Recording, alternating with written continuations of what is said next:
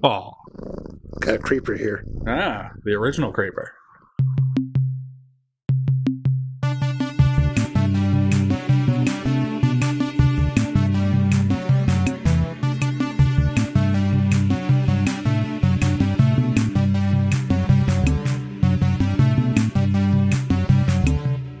This time we watched Season 7, Episode 2, The Brute Man. In which Chris and I will examine the ron-dos and ron-don'ts of making a horror picture.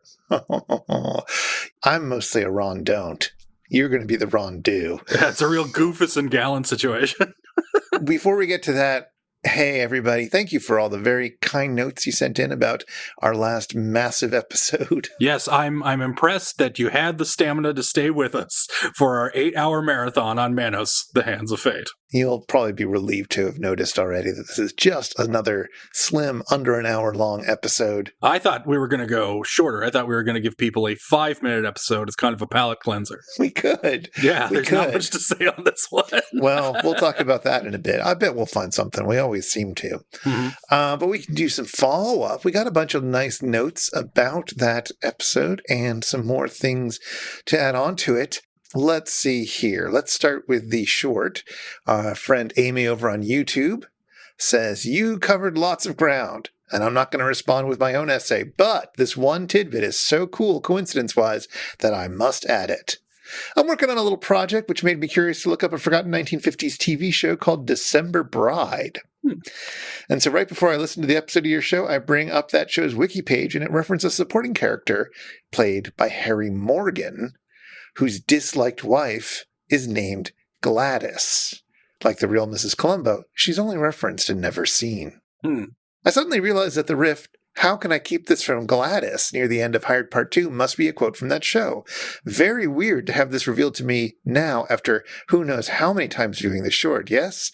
Anyway, thanks for all the good stuff. Looking forward to 101. Well, here it is. You don't have to look for it any longer. Yay. You're listening to it. We live in the future. We do. That's fun because the dad in that short does look a little bit like Harry Morgan. Yeah, I can see it. Harry Morgan, of course, you probably remember from MASH as Colonel Potter, but he had a lot of other roles, and some of them are mostly forgotten, such as December Bride, which I've never heard of. Can't wait to hear what that's all about. Let's see, what else? We also talked a little bit about comic strips in the last episode, and we got a note from WildStar Studio on YouTube about Blondie. Yeah, this one I found super interesting. WildStar Studio writes, while it's certainly true that the newspaper strip Blondie hasn't changed its format for decades, this was not always the case. When the strip started out in the 1930s, it was about a wacky flapper girl named Blondie, who was single and liked to go partying with her boyfriend Dagwood, who played the straight man to Blondie's antics. Dagwood came from old money, and his family looked down on Blondie as being beneath them. It was only years later, when the two got married, that the strip changed. Dagwood's family disowned him for marrying Blondie. The two characters suddenly switched roles, with Blondie being the straight man to Dagwood's antics, with Dagwood being looked down upon by others for being raised to be a playboy with no life skills. For decades, the backstory for both characters has been almost completely forgotten and ignored. Wow. That is not context I ever had for Blondie. Well, I mean, it makes sense. You can't really look at Blondie in the papers now and think, yes, she was a flapper. This is somebody who's over 100 years old. But I did vaguely know about this, but I'd never read those early Blondie strips. So I asked WildStar Studio whether the early strips are worth checking out. And the response was, probably not. That seems about right. I only remember that they were different, not that they were particularly good. Mm-hmm. So hopefully we've saved you all a lot of time there. Turns out she's just flapping around saying ack. Now, about the various games that you can play in your car when you're a kid, we got some letters. Devoted listener Allison from Portland wrote in to say, with regard to one of your recent discussions, we always said slug bug when I was a kid in Northeast Ohio. Yay. And when PT Cruisers came out, the game Cruiser Bruiser became a thing as well. And I asked, and they did include the color with both of those terms. So you could be a slug bug orange or a Cruiser Bruiser orange. Which is pretty fun. Cruiser Bruiser is pretty good. I hadn't heard that one before. That's new to me as well, but I appreciate it because it rhymes. Again, that's the pleasing nature of Slugbug, though again, I have to give preference to Slugbug just because it's so short and punchy. I love it. Yeah, it verbally sounds like the punch you're going to deliver. Mm-hmm. Can't disagree with that. Robert from upstate New York wrote in to say that Beth mentioned a horse counting game to keep kids occupied on a long trip. When I was a kid in the 60s, we played this game. My mom called it Oskiwawa. If one player caught the other trying to skip a graveyard, this was shouted out to draw attention to the graveyard. And we also counted cows if horse populations were down on the trip. An endless supply of fun. Oh, man. Yeah, the idea of you skipped a graveyard. Let me shout out this random phrase. This sounds like something that gold prospectors did on wagons. This is great. I love any game that involves a graveyard. Finally, Matt on Twitter says, congrats again on number 100. So great to hear all three of you for this epic ep. Genuinely great analysis of Manos. Cheers to you all. Thank you very much, Matt. By the way, I guess you don't care about giants is the funniest sentence in the English language. So thanks for bringing that to my attention. Don't thank us. Thank Heathcliff. Also, by the way, gotta say, I kind of like the Hands of Fate score for the most part. Torgo's theme is, of course, the standout. There's your single, cries Hal Warren to Bob Smith. The piano trill completely makes it work. Oh, man. Well, agree to disagree, as they say, as I hate that score. But I do love the haunting Torgo theme. All right. Well, that's just some of the notable feedback we got from our 2.5 hour long episode on Manos? Whew. Oh my God. We congratulations, Chris. We delivered what is a short podcast for most other podcasts. That's true. It was the first time that the episode was almost as long as the movie and episode put together. But people seem to like it, which I'm glad. It was very indulgent of us, but it seems to have gone over well. Yes, and I think you're allowed such indulgences when you turn 100. Yeah. What else have we got to talk about? Well, I guess to be a bummer, I guess to ruin everyone's day, as of this recording, it has been a week since the passing of Norm Macdonald, who we've discussed on the show, and whom Beth has brought up, and I've paid homage to him many a time. That's still a fresh wound. I was a great fan of Mr. Macdonald. I read his book, which I'd recommend to anybody, based on a true story, a memoir, which is none of those things. It's a comic novel and a brilliant one. Get it in print or get the audiobook version, which is narrated by Macdonald himself. Again, a real treat. I watched all of his stand-up specials. I grew up with him as the Weekend Update guy on SNL, and in my opinion, there's never been anyone before or since who did it better. Apologies to Jane Curtin. She was pretty good. Yeah, she was fine, but come on.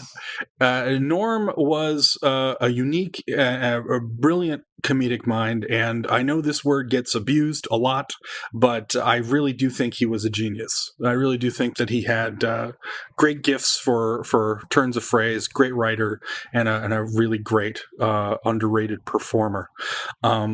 He made me laugh harder than anybody. He was one of the reasons why I got into stand-up and did stand-up for 5 years, and probably the reason why I may do it even again, despite my best interests.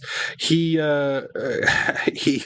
contrary to his best efforts, he lived an interesting life, and I was lucky enough, privileged enough, to see him perform live twice. Norm being Norm, on both occasions, he seemed to pick the worst opener possible, as if to chastise the audience for even coming to see him. It was always, he always seemed to enjoy challenging people. But both times, I saw Norm. He was absolutely brilliant, delivering just, again, dizzying jokes, and he seemed to live purely for the joke in everything that he did.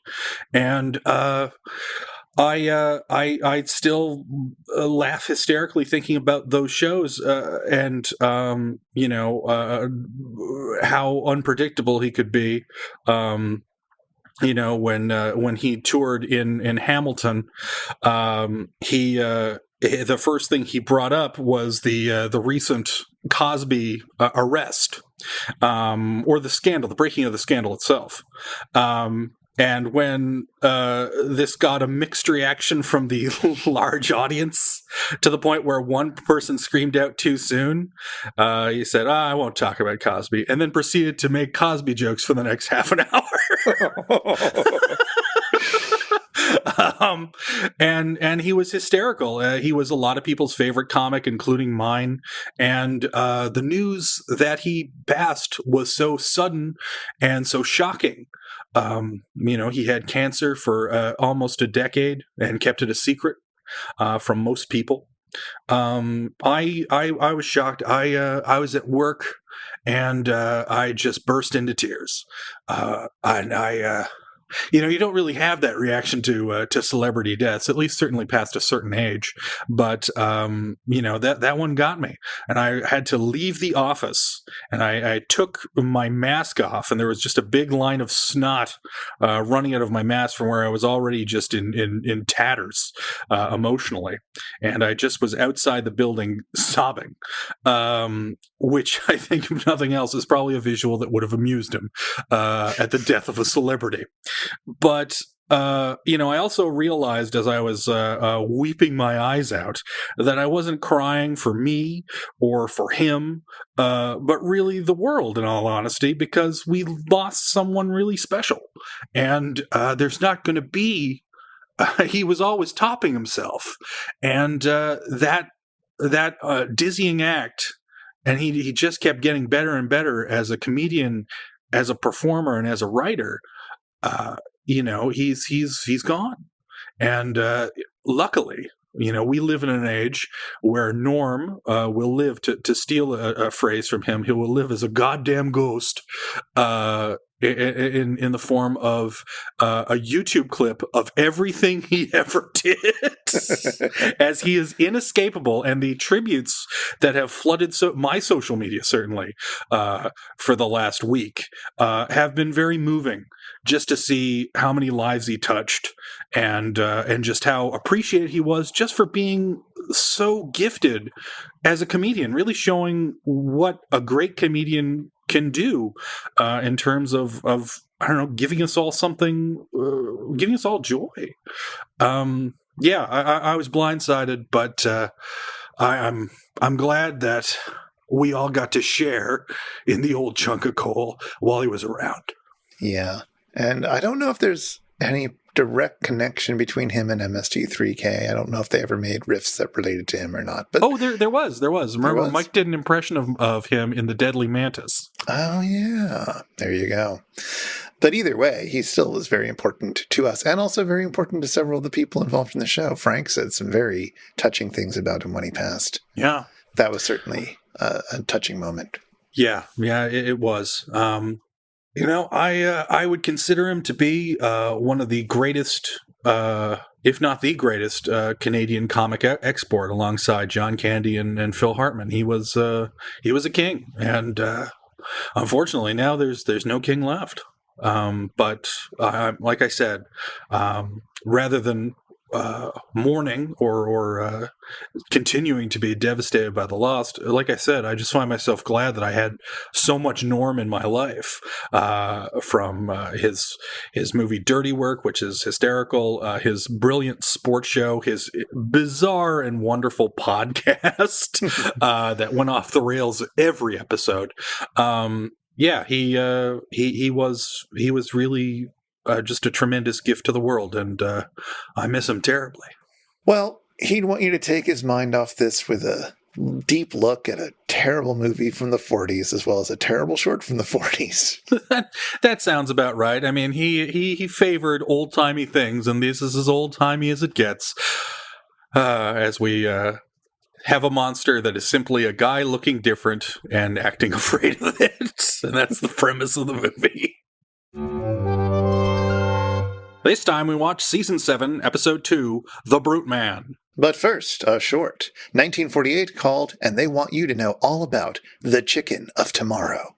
Chickens in America are big business. Americans eat 1 egg a day and 25 pounds of chicken per year. So how do we make chicken better and more profitable? Why, with science, fancy incubators, fancy nest cages, fancy motor trucks. That seems to be it. But we do get to follow the life cycle of the chickens, including a revealing sequence of how chickens develop in their egg, filmed by breaking the eggs and then filming the embryo inside in all its gooey, bloody glory. It's terrifying. Anyway, the hen. And speaking of terrifying, and now our feature presentation. There's been a rash of murders in the big city, and the police have dubbed the culprit the Creeper.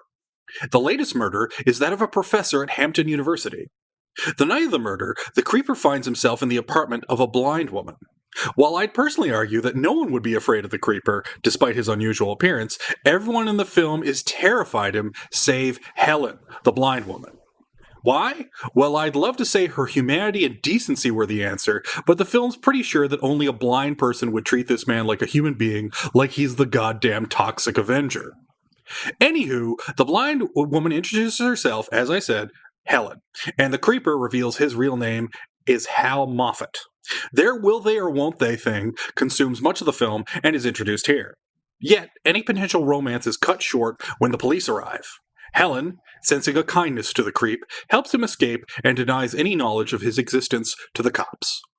The next day, a bag boy is being chewed out by his crusty, grisly, cantankerous boss. It bears little matter on the plot. I only bring it up because the guy amused me as much as he obviously amused the crew at Best Brains, and I do so love his delivery of "Creeper, creeper, creeper, you give me the creeps." Creeper, creeper, creeper, you give me the creeps. Anyway, the bag boy is killed, and the old man is glimpsed but one more time in this sorry motion picture. Let me see now. I believe it's backstory time. We learn that Hal was once a dashingly handsome lad before he acquired his unique face, which, as we will learn on this very podcast, echoes the story of its star, Rondo Hatton. Anyway, Hal, gets disfigured in a chemistry accident at the university. There's 2 other characters who are so slight that I won't go into detail, but they are Hal's next targets. Also, Hal and Helen are getting closer. Hal learns that Helen's blindness could be cured if she could afford the costly operation. Hal hits up the 2 characters I won't bother describing, hoping to hit them up for cash. He absconds with some family jewels, and it appears that he's shot in his family jewels in the process. Wounded, but still creeping, Hal gives the jewels to Helen. Helen takes the jewels to get them appraised, but the jeweler has a list of every item Hal has stolen, and he phones the police. Discussing things with the cops, Helen agrees to cooperate with the authorities to ensure Hal gets arrested, and that's exactly what happens. The end. Meanwhile, on the satellite of love, Tom Servo is buying a house, a real drive-by cutie in Philadelphia that requires no money down. Tom has no idea what he's signing up for. Down in Deep 13, Pearl has a date tonight with Sandy, an oily guy who tries to ingratiate himself with Dr. F. Pearl leaves Art, Crow, in charge, and Crow sends everyone to bed. But he promises he'll let Gypsy live. Segment 2 has Tom inside a giant egg trying to experience the miracle of chicken birth. Unfortunately, Mike drops him, and the egg cracks, leaving Tom a gooey mess. Segment 3 has Mike trying to escape by calling his old girlfriend Carla. Carla puts her little boy Matthew on the phone, and after some of that awkward 4-year-old non-conversation, Tom tells Matthew to hang up the phone so he can call his realtor. Mike will have to try to escape another day. In segment 4, Crow has noticed that one of the characters in the movie looks like former presidential candidate Thomas Dewey, and he wants to sing that Hang Down Your Head Tom Dooley song, but with Tom Dewey instead of Tom Dooley. It's probably a better sketch to talk about than to actually perform. After the movie, Tom has closed on his house. Mike reads some letters, including an amazing photo of a Nana who loves watching the show, while Tom learns that being a bad landlord can get expensive. Sandy and Pearl get home from their date, and Dr. F turns Sandy into the chicken of tomorrow. The end.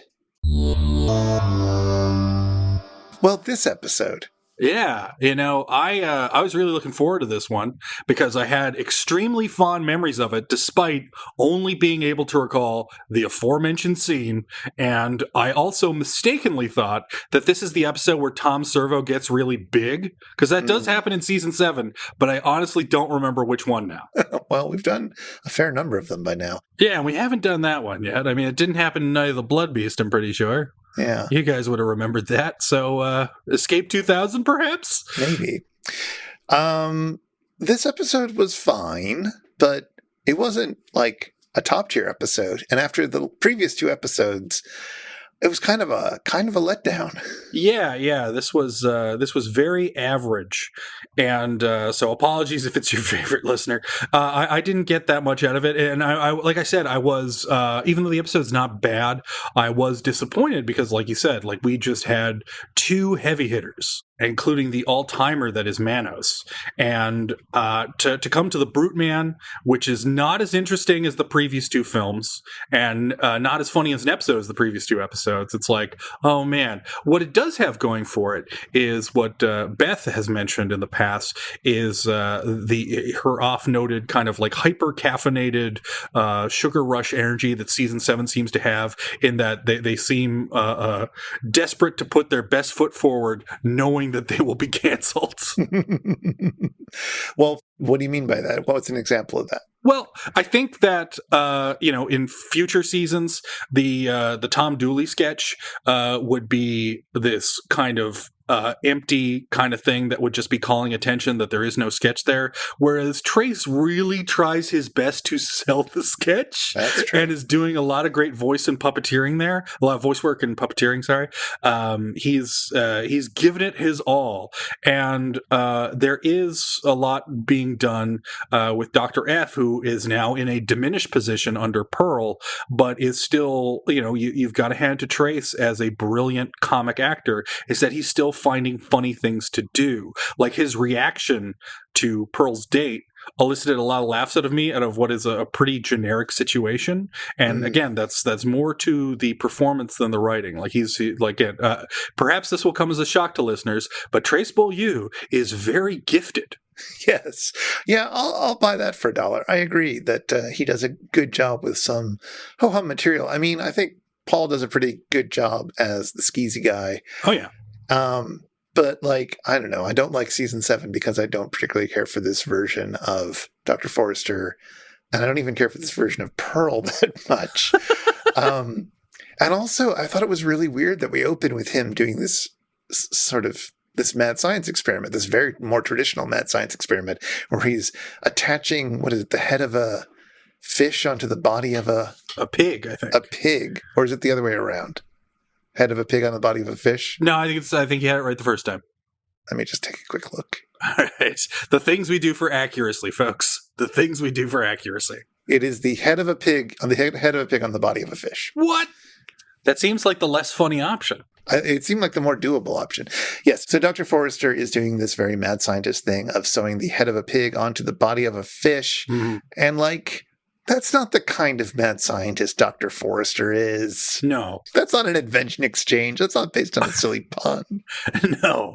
But then again, we've also, we've lost the wonder that is TV's Frank. So there's no one for him to lord over and kind of play off of in their unique relationship. We again have the more traditional, more obvious domineering mother scenario, which is why, it's also good that Pearl is there to essentially get out of the way and doesn't spend as much time chastising Clayton as she would in other episodes this season. That's true. That's very true. And I guess going back to that weird energy thing, I really love this bizarre detail where going back to the invention that he's working on, where he's grafting animal bits, is that there's a callback to an episode where Dr. Forrester, as a child, apparently grafted the butt of a dog to the butt of a cat, forming this ultra butt. And on the Satellite of Love, early on, Mike is just fiddling with Gypsy in the background, and not a lot of attention is paid to it. He's just trying to get something out of her mouth, and it's the cat half of the double butt experiment that has been inexplicably lodged in her maw, and like nothing is said about it. And I thought that was funny. I thought that was just a weird bit of business that they threw in there. That is good, yes. That was fun. So what do you think about the movie and the short? Well, the short made no impression on me whatsoever, save that embryo business, which is haunting. So gross. Yeah, I don't know. This is not the most exciting short by a long stretch, though. There's plenty of funny lines along the way. Yeah, again, it's I have to. I mean, it's. I guess it is damning with faint praise, but I have to give this episode a thoroughly. It's not bad. Exactly. Similar to the movie, like it is. I mean, first off, it's one of the oldest movies that they ever did from 1946, which is weird because it's an unusually clean print. This looks way better than anything that was shown in season 1, or even as late as, say, season 3. Yeah, I mean, it's an intentionally dark movie. They're trying to do a bit of noir stuff with it, but it is a clean enough print of it, that's for sure. But, like, it's such a frustrating movie. Yeah. For reasons you've already started talking about, and I imagine we'll get to in just a moment. But, like, the whole point of this movie is that the slightly ugly man is a monster to everybody involved. And has no choice but to be a monster. Exactly. Which the movie doesn't explore, which is the way more interesting idea. Yeah, it feels like there were a lot of missed opportunities here in terms of what you would do in this circumstance. But it's just so set in its ableism. Mm-hmm. It's like, I don't know. I have to wonder whether Rondo Hatton, our lead actor there, who lived with that face, actually experienced the extreme level of social outcasthood that the movie insists anyone who looks like him would. Well, I can tell you for certain that he had his taste of it, but I think you'll be surprised by the story of one Rondo Hatton. Well, I am ready to be surprised. I haven't looked up anything about Mr. Hatton. I don't really know anything about him, except he's got a very distinctive face in this movie. Well, let me tell you. Let's start off with the boring basics. Because all we know about Rondo Hatton from the early days is that Rondo Hatton began life as an ordinary man with a funny name. Yeah, Rondo? Is that his actual name? That's his name, man. I mean, Hatton is an all right surname, but Rondo? It's not short for anything? No, it's not Rondoliver. Rondolescence, right. Rondopra, it's none of those things. It is just Rondo. And man, if I had a kid, boy or girl, or whatever they choose, I would go with Rondo. And I would urge them to keep Rondo as their name. Because damn, it's a great name. Yeah, and he was just like an ordinary looking person, to frame it in those terms, and was in fact voted the handsomest boy in school during his senior year of high school. So he is not, or he was not, in his early life as we knew him as filmgoers and as fans of MST3K. So out of school, he becomes a reporter. He's working for the Tampa Tribune until he's called to action during the First World War. And he'd serve until he was exposed to mustard gas and discharged. Oh. And upon his return home, it looks like everything's going to be normal. He just gets rehired by the Tampa Tribune, and he marries his first wife, Elizabeth Immel James, in 1926. And again, looks like everything's going to be fine. He had a terrible bout with mustard gas, but you know what? If that's the worst of it that came during World War I, again, some people got off worse. Seems like things are going to be fine for Rondo. But his life totally changes because he shows signs of acromegaly. And you're familiar with acromegaly, are you not? A little bit. I mean, I think it's come up before, hasn't it? Oh, I don't know. Acromegaly, I guess, just to offer a brief summary, is a pituitary gland disease that results in enlargement of the face, hands, and feet most commonly. And we certainly see that with Rondo. And that's what happened to him quite quickly. And so quickly that he was almost immediately divorced because his wife simply didn't recognize him anymore, which is a real horrible thing. It's an awful thing that happened to him. But he continues on with his life. He's working for the Tampa Tribune, and then destiny comes a calling, because it's around 1930 that there's the filming of a movie called Hell Harbor, directed by a guy named Henry King. And Hatton was just sent over there. He was just covering it for the paper, and King totally fell in love with his face. And he cast Rondo as a bouncer in the movie. He was just like, you have to be in this movie. Look at that face. And he had the reaction that I would have if I saw Rondo in real life, or indeed the reaction I've had seeing him in movies, which is, that is an amazing face. I want to see more of that face. What a natural presence he just has. You can't help but look at him in a wonderful way. He's in Hell Harbor, just a small part, filming raps, continues to work for the Tampa Tribune, but he's getting sicker, and it's getting harder to do his job. So by 1935, he decides that the best way to make money is to cash in on his unusual looks, and he goes to Hollywood figuring that they'll see what Henry King saw. And it worked. It worked. He didn't exactly become a star. Like, he'd have a bunch of small parts in movies like The Hunchback and The Oxbow Incident at first. I'm told those are two of the better movies that he's in. And even though I don't think he speaks in either of them, which is a shame because he's got an unusual voice too, which I think is worth noting. And then he gets the break of a lifetime when he's cast as the villain. This is the first time I saw him. I saw him as a very young boy, and I always assumed that this was makeup. I didn't realize Rondo's story. He was cast in the Basil Rathbone Sherlock Holmes movie, Pearl of Death, where he played the Creeper. Oh. Yeah, that's the first appearance of the Creeper, which I guess is Rondo's nickname. Yeah, he's then cast in other movies. He's most notably in Moloch the Brute in the movie Jungle Captive, which was part of Universal's Paula the Ape Woman series, which I'm sure many people have fond memories of. But and you know what? Things are not tragic for Rondo. He's making money in Hollywood. He's remarried. He's met someone who accepts him for who he is and falls in love. And by all accounts, he had a great marriage. And even though he's getting sicker, and people are supposed to be repulsed by how he looks, he apparently just had a great attitude, even though, again, he's desperately seeking money to pay for medical treatments to deal with his worsening condition. Like, at one point, his lower jaw became so large that he needed dental work, and this was a recurring thing just so he could eat. Right. You know? Wow. And, people took to the Creeper. The Sherlock Holmes movie was popular. That was enough for Universal to keep him around, essentially as a brute man, if you will. And he was so notable that there was a columnist who wrote for a paper called the Dalton Daily Citizen, and he wrote of Hatton that he was the ugliest man he'd ever seen. Mm-hmm. And Hatton sent a letter thanking him.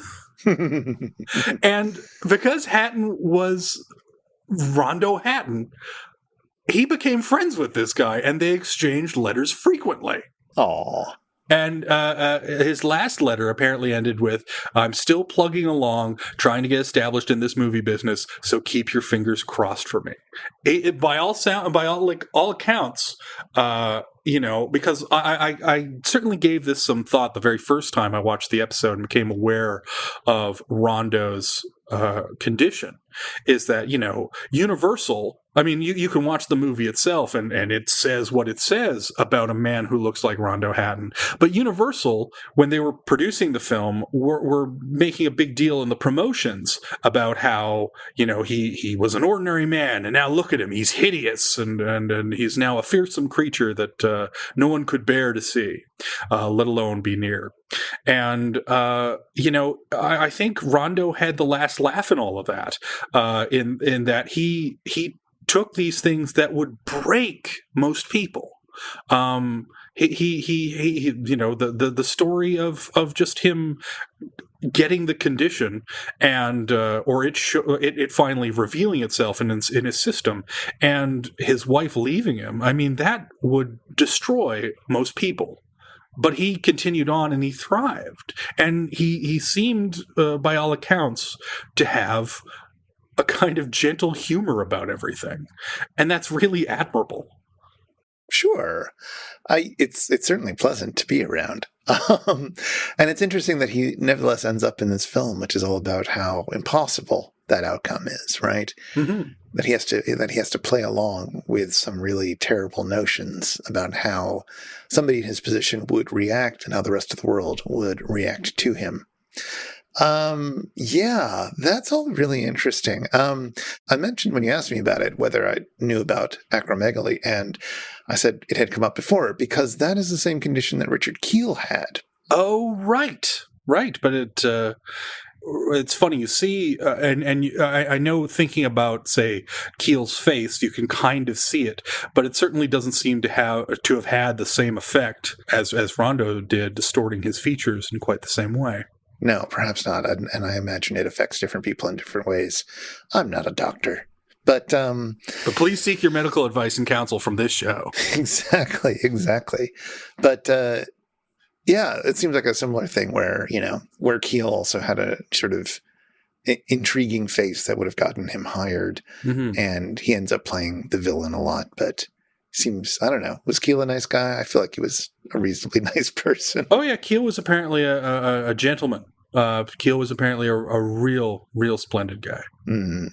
Now, have you seen the documentary about Rondo Hatton that just came out? I was looking for it. I was kind of hoping I could find a bootleg of it to watch online. Yeah, there's a film called Rondo and Bob, I believe. Yes. And sort of showing not just the life of Rondo Hatton, but of a man who was a set dresser. Perhaps you could chime in with the man's last name as I forget it. It's Robert Burns, who is the art director for the Texas Chainsaw Massacre. Bob Burns, yeah. That one of his most famous credits, and he did a lot of other films, including the beloved Reanimator from 1985. Yeah, Burns was a fan of Hatton's and kind of became drawn into his story, and the film, from what I understand, kind of looks at it from a sort of sad angle where Rondo Hatton, despite his quote-unquote monstrous appearance, had a normal life, even, I mean, by the standards of being a Hollywood actor, but he had a normal working life, and he was able to find love, and he was able to live life to his fullest, by all accounts. And Bob Burns was a working man, but apparently just a desperately lonely man, who had trouble connecting with people, despite, his talents and from what I understand, a deep imagination. And that sounds like an interesting movie. I saw a trailer for it. There's some questionable special effects for realizing Rondo Hatton. Oh, no. But that is perhaps to be expected from a film on what appears to be a very low budget.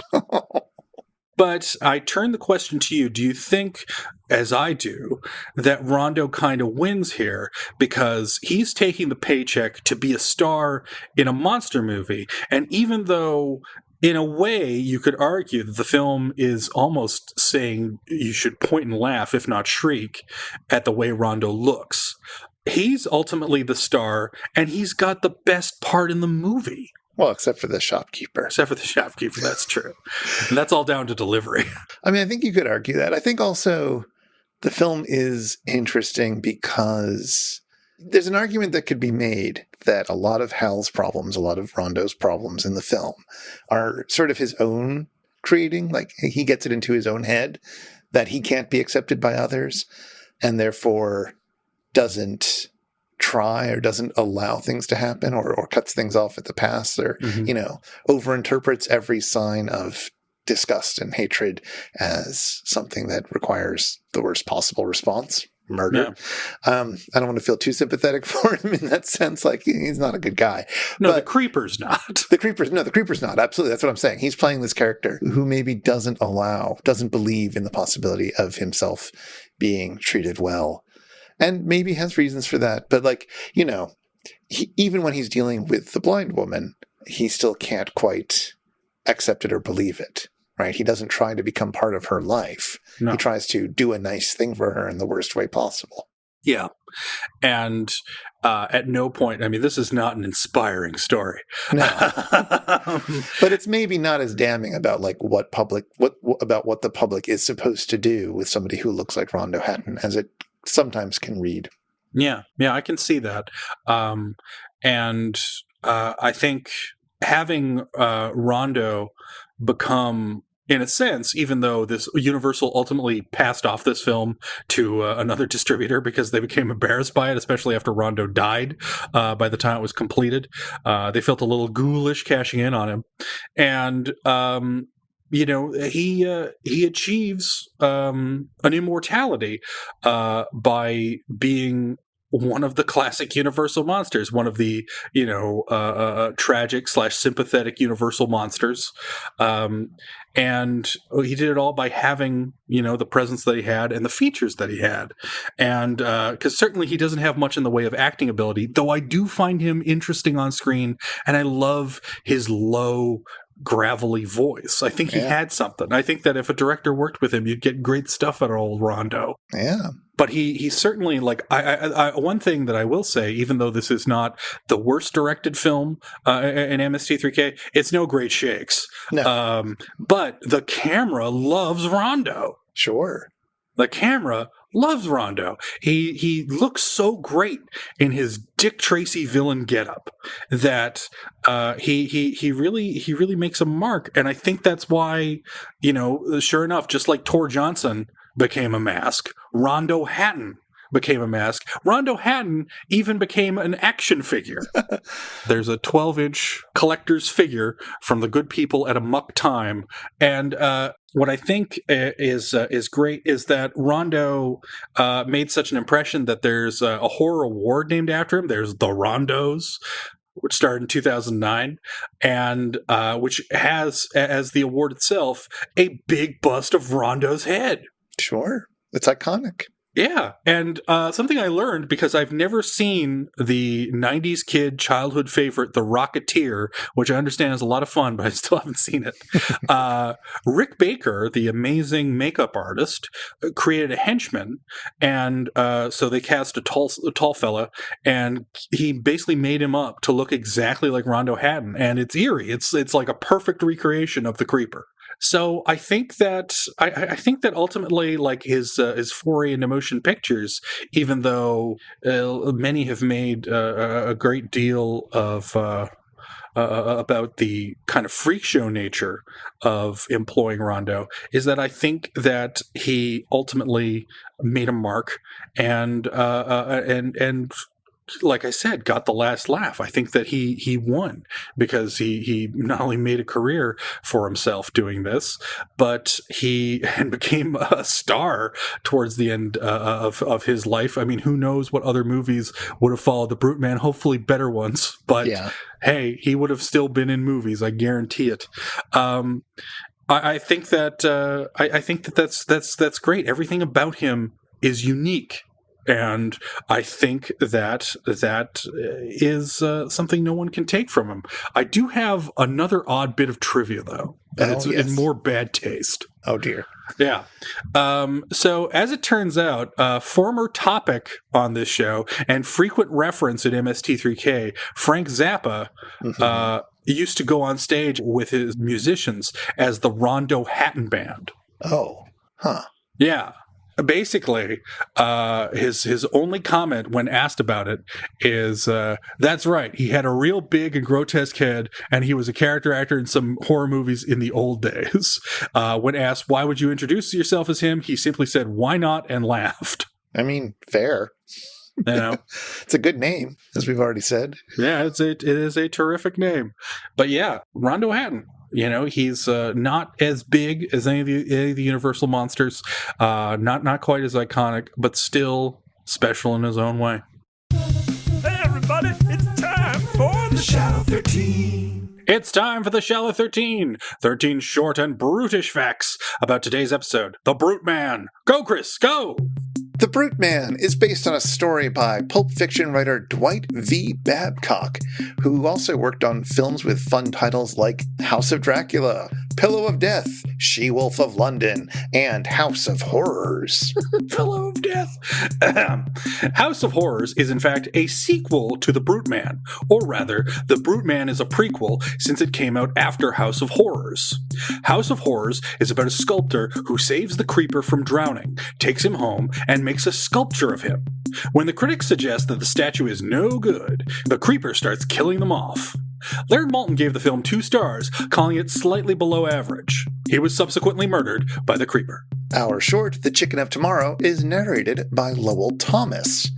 When Thomas was young, he hit upon the idea of filming travelogues, and during World War I, President Wilson sent him off to make films about the war in the hopes that maybe Americans would start getting behind the war effort. After some travels, Thomas ended up in Jerusalem, where he met a British army captain named T.E. Lawrence, who was encouraging Palestinians to rebel against Turks of the Ottoman Empire. Thomas made some films of Lawrence, and then toured throughout America giving lectures about how awesome this guy was. And, though the events of the film about him took place much later, this was the beginning of the fame of Lawrence of Arabia. Thomas continued to have a long career in showbiz, eventually ending up as a radio news commentator. He ended up with 2 stars on the Hollywood Walk of Fame, an induction into the National Radio Hall of Fame, and, most impressively, he's got some mountains in Antarctica named after him. In the opening credits, as a shadow of the creeper goes by, Mike says, Oh, he's in Moominchance. Moominchance is a Swiss theater troupe who have been performing their surreal and often campy mime acts since 1972. Perhaps you recognize them from that one time they were the special guest on The Muppet Show. Or perhaps you remember Chris Elliott spoofing them on an old episode of Late Night with David Letterman. If not, link in the show notes. The creeper approaches the college party, and Crow jokes, I did not bring any Everclear to pour into Wapatui. A Wapatui is, I'm being told, a particularly Midwestern college party drink. Basically, you get a big vat, maybe a garbage can, and everybody brings some booze to pour into it. There might also be some fruit and some beer in the vat for, I don't know, flavor. Anyway, this sounds like the worst kind of punch imaginable. If you've experienced a Wapatui, please write into info@itsjustashow.com and tell us what it was like. The delightful curmudgeonly shopkeeper who sends Jimmy out to his doom was played by Oscar O'Shea. O'Shea, who was born right here in Ontario, Canada, had parts in Of Mice and Men, Captain Courageous, and Mannequin. No, not the Kim Cattrall Mannequin, but the 1937 Spencer Tracy Joan Crawford film. When the police knock on the creeper's door at 23 Water Street, we get the following jokes. Yeah, door knocked out here for Wellstone once. Hey, it's KTMA. Paul Wellstone was a Democratic senator from Minnesota who first got into that office in a wild upset election in 1990, where he was outspent 7-1 by the Republican incumbent. He did a lot of work in campaign finance reform, most of which was overturned in 2010 by the Citizens United ruling, and he died unexpectedly in a plane crash just a few days before the 2002 election. The KTMA riff, of course, refers to the humble UHF station where Mystery Science Theater got its start back in 1988. Channel 23 has since been bought and sold a few times, and is now WUCW, affiliated with the CW television network. I guess we should talk about Tom Dewey. Thomas Dewey was a governor of New York who was the nominee for president in 1944 when he lost to FDR, and again in 1948 when he lost to Truman.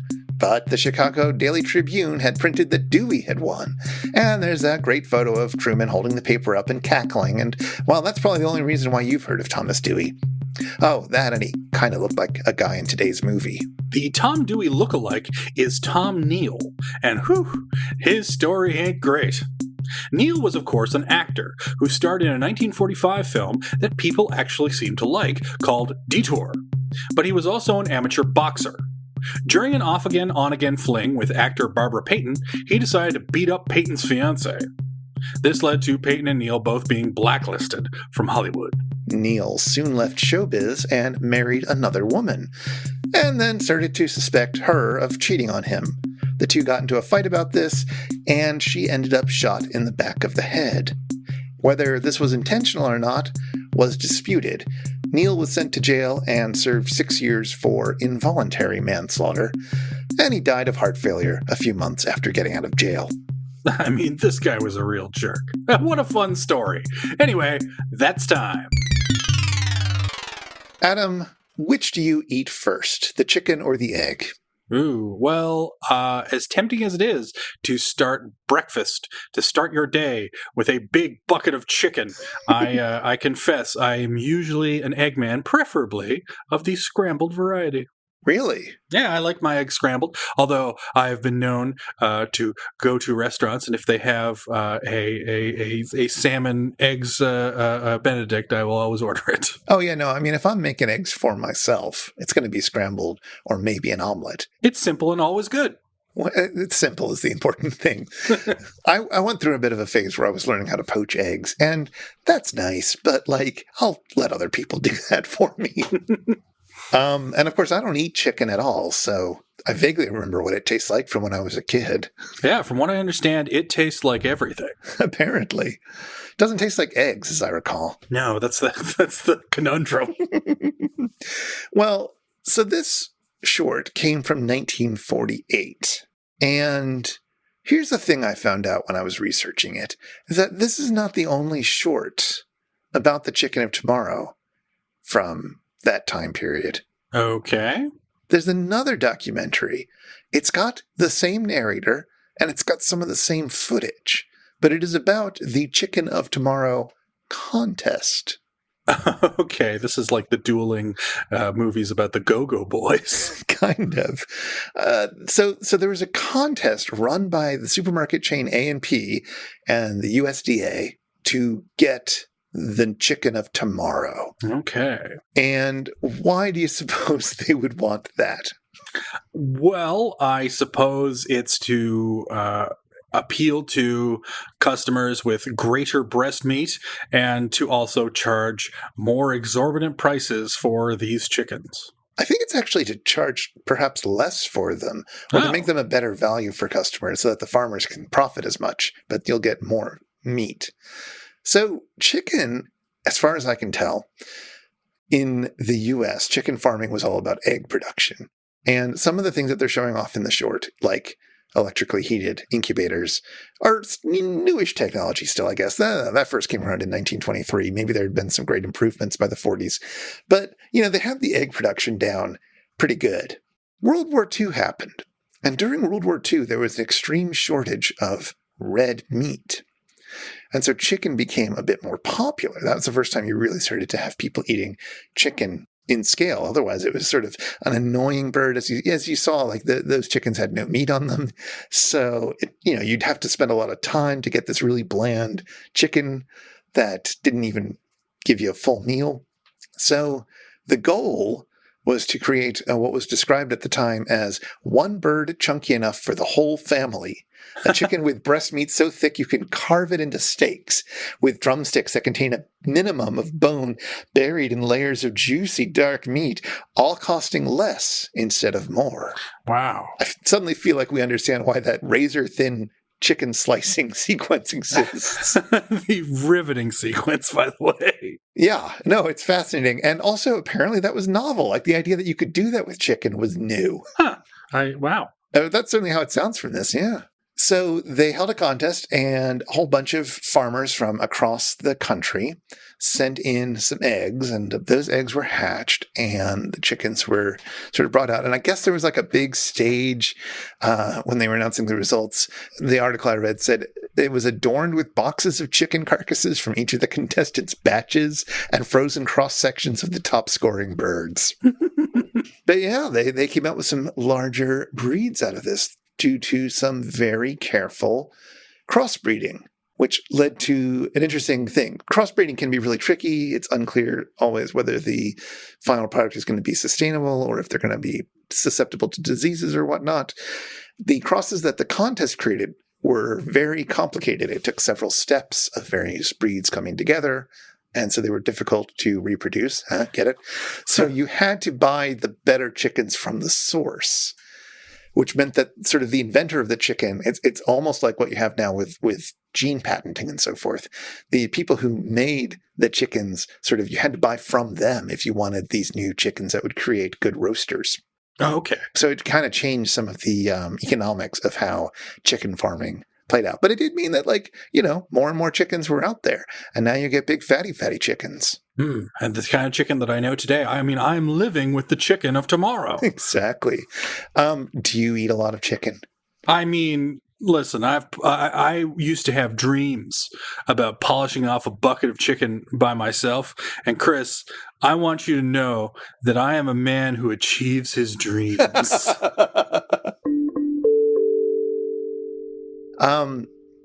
I've also got a little note that I copied from something. It's sort of out of context here, and I'm just going to read it to you. Mm-hmm. Abdominal massage is the most common method used for semen collection. During this process, the rooster is restrained, and the back region located towards the tail and behind the wings is caressed. I mean, that's how I like it. This is done gently, but quickly. Within a short period of time, the male should get an erection of the phallus. Once this occurs, the cloaca is squeezed, and semen is collected from the external papilla of the vas deferens.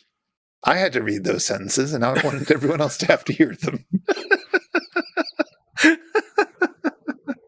As haunting as the narration from the Texas Chainsaw Massacre. Thank you.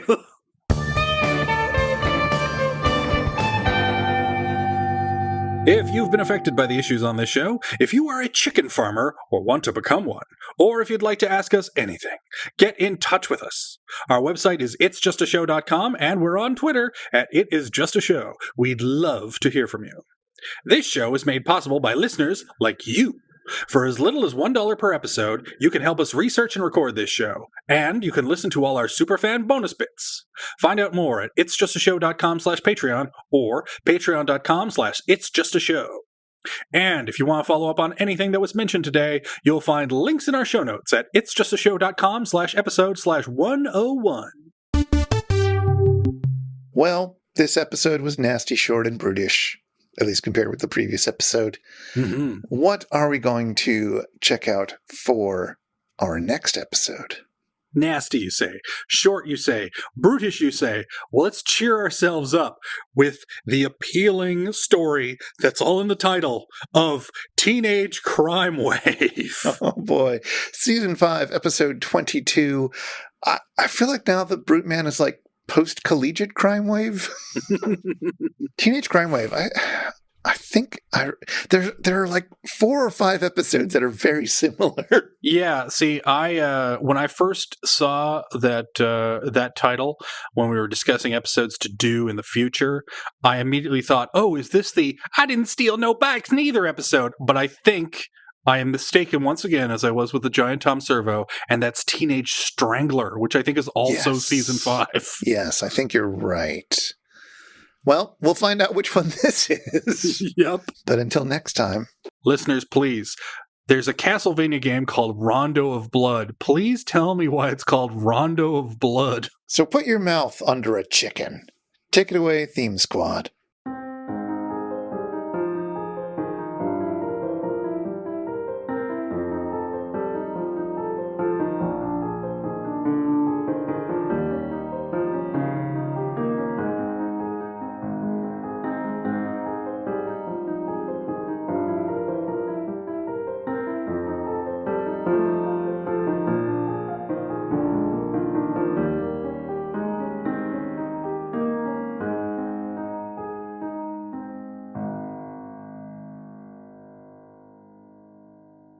Yes, and I think, you're allowed such indulgences when you turn 100.